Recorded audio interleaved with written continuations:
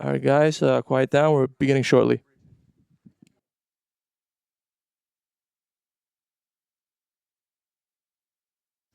Good afternoon. Good afternoon. Welcome to the New York City Council vote on the Committee on Housing and Buildings. At this time, please silence all electronics and do not approach the dais. Thank you for your cooperation. Chair, you may begin.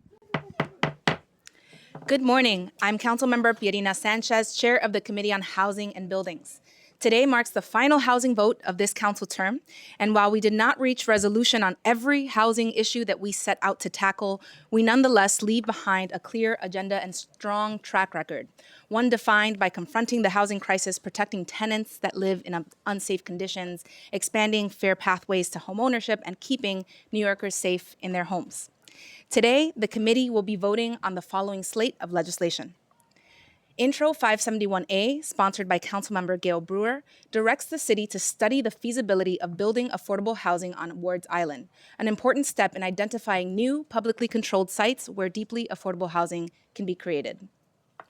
Intro 902B, sponsored by Councilmember Sandy Nurse, known as the Community Opportunity to Purchase Act, or COPA, gives vetted, mission-driven buyers a first opportunity to purchase a very narrow set of at-risk multifamily buildings when an owner chooses to sell, helping preserve affordable housing and prevent displacement in buildings most in need of stabilization. Intro number 994A, sponsored by Councilmember Lincoln Ressler, addresses cooling in tenant-occupied dwellings by strengthening requirements around cooling systems, recognizing that extreme heat is a growing public health risk, especially for seniors and medically vulnerable tenants. Intro number 1120B, sponsored by Majority Leader Amanda Farias, which establishes clear timelines for cooperative boards to approve or deny apartment sales, bringing predictability and fairness to a process that can otherwise leave prospective homeowners in limbo for months. My introduction, 1321A, creates the New York City Existing Building Code, a modern, standalone set of rules specifically designed for older buildings. This code replaces a confusing patchwork of outdated standards with clearer, more practical requirements that make it easier for existing buildings to comply with while keeping residents safe, and is the product of a 10-year process led by the Department of Buildings. Intro number 1422A makes technical updates needed to align the ad code and the construction codes with the new existing building code. My proposed introduction 1490B updates the city's energy conservation code to align with the New York State Energy Code with amendments tailored to New York City's building stock. This ensures energy standards that improve safety and efficiency, lowering long-term costs, and reflects the realities of maintaining older buildings in the city. I know that's what everybody's here for today. Thank you to the Housing and Buildings Committee staff, Senior Legislative Counsel Austin Malone, Legislative Counsel Billy Eck, Senior Policy Analyst Jose Conde, Policy Analyst Dirk Spencer, Finance Analyst Carla Naranjo, and Data Scientist Reese Hirota. I also want to thank former Committee Counsel Taylor Zeleny and former Policy Analyst Andrew Bourne for their service to the committee during my tenure. And finally, of course, thanks to my district team, Chief of Staff Maria Villalobos, Deputy Chiefs Ben Ratner and Kim Castellanos, Gerard Fernandez, Dylan Campos, and the entire team. I am joined today by, roll call, Councilmember Abreu, Councilmember Dinowitz, Councilmember Feliz, Councilmember Aviles, Councilmember Hudson, Brewer, Ressler, and Farias. Before I ask the clerk to call the roll, I will call on my colleagues to talk about their legislation. First, Majority Leader Amanda Farias.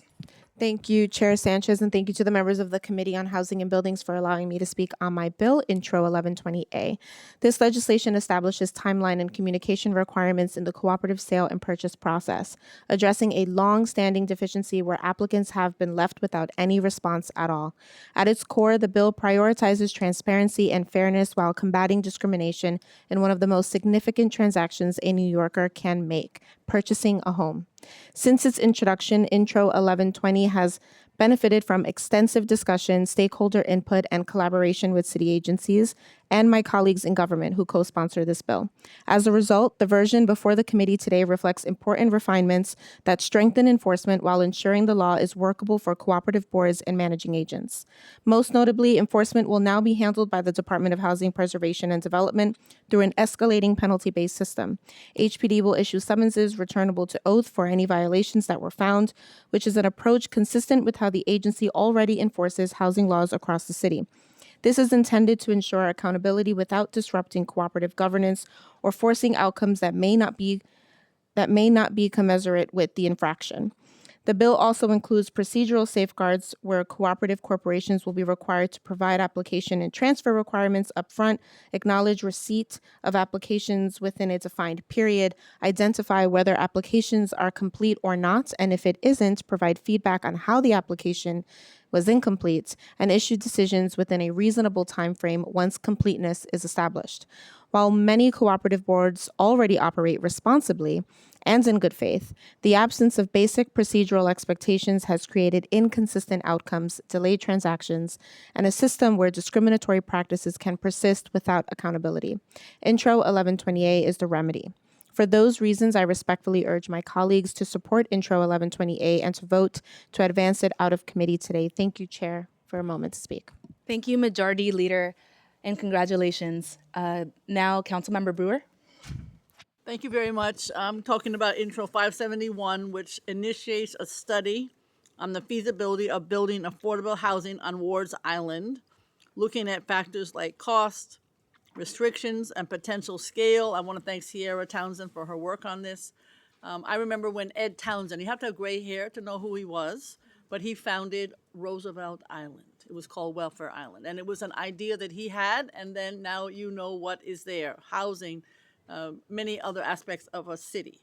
So I would like to look at the same thing for Ward's Island. There's a lot, it's in Manhattan, by the way, in case people don't understand that part. And it's a bit crazy. There's certainly a state institution there. There's a fire training program there. There's a shelter there, two shelters that I know for sure, and a water treatment plant. So it's an unusual place to think about housing. Love to see Mitchellama 2.0. That would be certainly affordable forever, not like Roosevelt Island that went private. So anyway, I appreciate the work that went into this, and we look forward to a very robust study because there's a lot of available land on Ward's Island. If you haven't been there, you should go see it. Thank you very much. Take the M35 bus, and you're right there. And by the way, don't pay, because nobody pays on the M35 bus. Thank you very much. Nobody pays on the free buses. All right. Thank you. Thank you, Councilmember Brewer. Councilmember Ressler, would you like to say?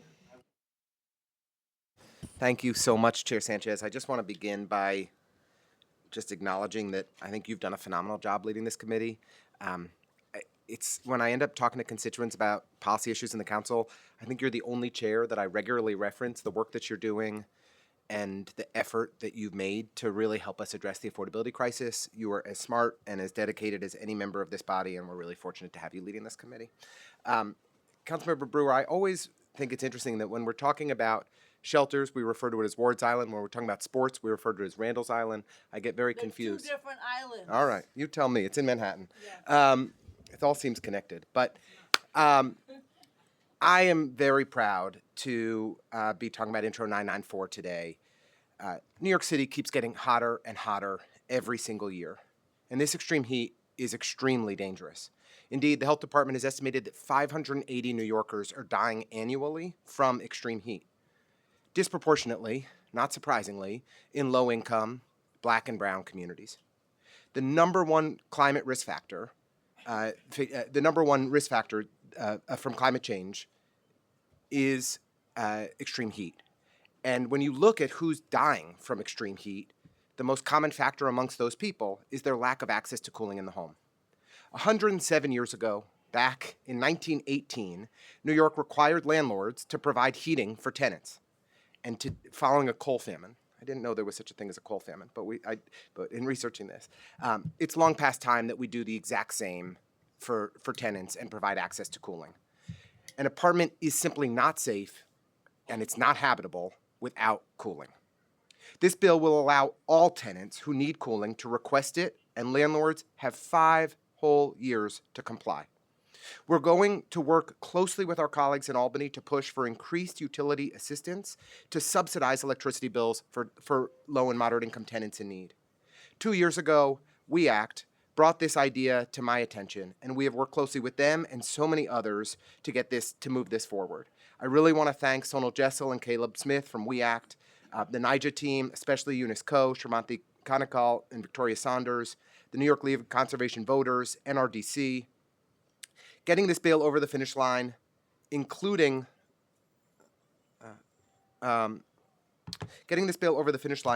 an environmental review, was quite simply exhaustive. It was an exhaustive effort, and I've described this legislation as an emotional roller coaster that has kept many public servants up working through the night over the past number of weeks. I'd like to just thank a number of them by name. Really, I've never been more impressed in the Council Legislative Division than in partnering with them on this bill. Their dexterity, their hard work, their sharp intellects were on full display in the drafting and the research and the analysis that went into it. That team is led impressively by Jeff Baker. CJ Murray did masterful work drafting this bill, and he did it while his wife was just about to have her second child. Fortunately for everybody, that child happened a day after bill aging, and they are all in good health. Congrats to CJ and his family. I want to thank Billy Eck, who was the primary bill drafter on this and new to the council team, but did a superb job. Thank you so much to Billy. Deputy Director Brad Reed, Austin Malone, Audrey Sun, the whole Housing and Buildings Committee team.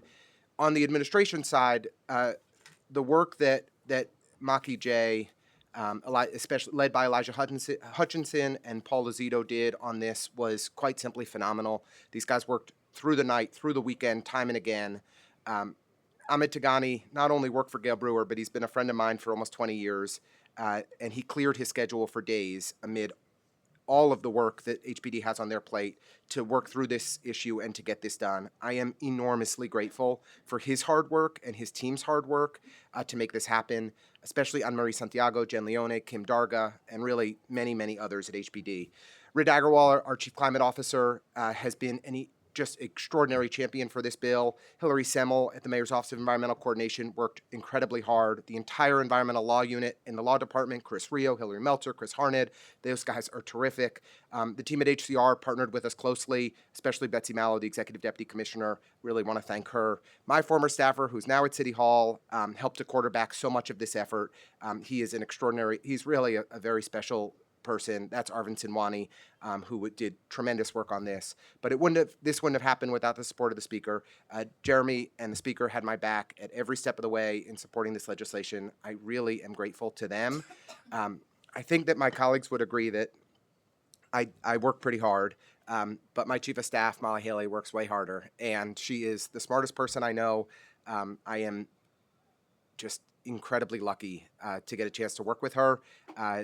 And this bill would not have happened if she didn't pour herself into it. And so we're going to save a lot of lives. We're setting a model for the state, the nation, the world on how to handle extreme heat. And I'm really proud of everybody who contributed to it. So thank you all so much. Congratulations, Councilmember.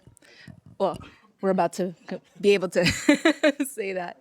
Thank you so much. I will now ask the clerk to call the roll. Good afternoon, William Martin, Committee Clerk. Roll call vote, Committee on Housing and Buildings. All items are coupled. Chair Sanchez. Aye on all. Feliz. I want to congratulate Councilmember Ressler on a very good bill. Dinowitz. Aye on all, except I abstain on 902. Abreu. I vote aye. Aviles. Aye on all. Hudson. Aye and all. Ressler. Very proudly, aye.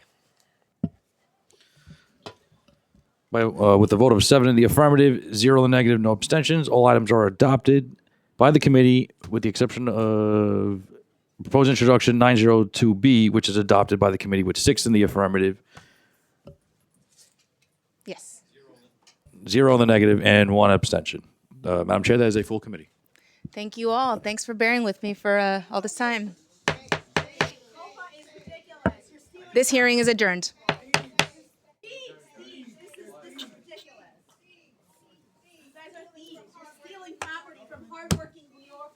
Stealing property.